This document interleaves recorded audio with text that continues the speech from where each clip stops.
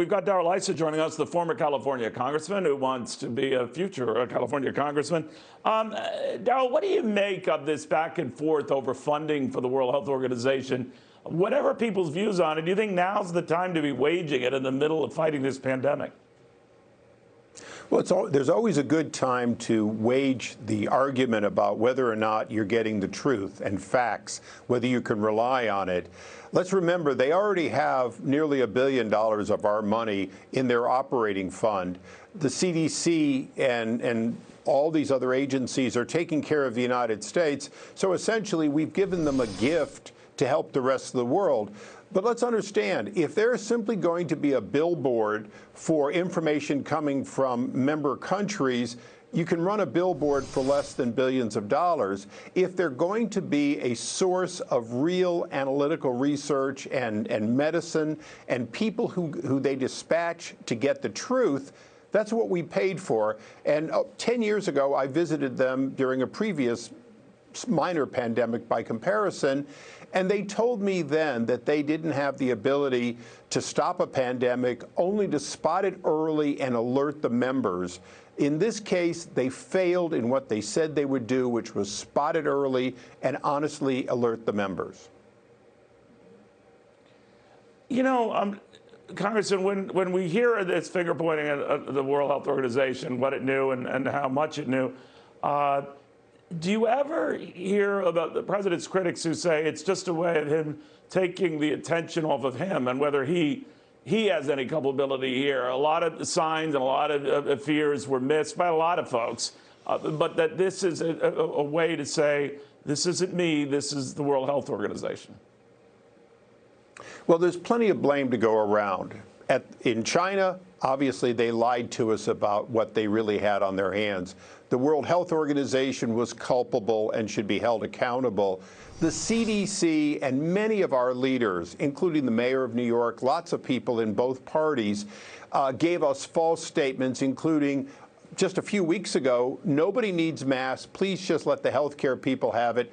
Today, we're about to be told you must wear one. So I think there's plenty of shifting truths here.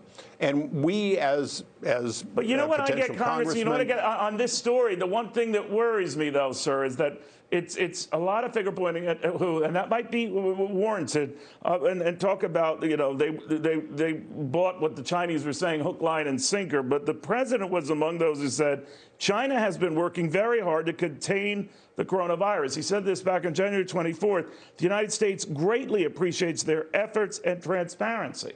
So I'm just going to wonder if we're looking at culpability or we're looking at people who botched something, shouldn't we be fair and balanced and consistent about it? But by that measure, the president was hoodwinked and fooled, or at the very least ignored warnings by people like Peter Navarro, said there is a crisis, a virus crisis on our hands. I'm not saying that the World Health Organization doesn't have some splaining to do, but doesn't the president have some splaining to do?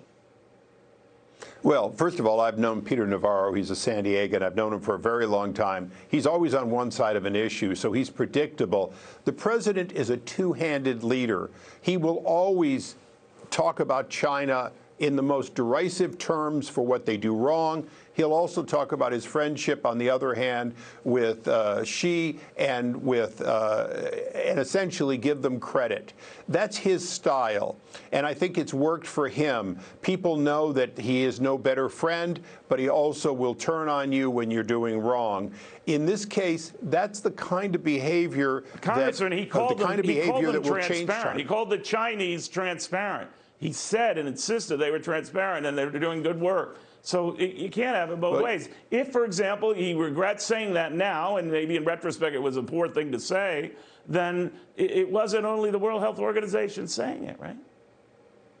Well, look, there's no question at all. China is not transparent. China is not forthcoming. Today, China is not giving us honest answers.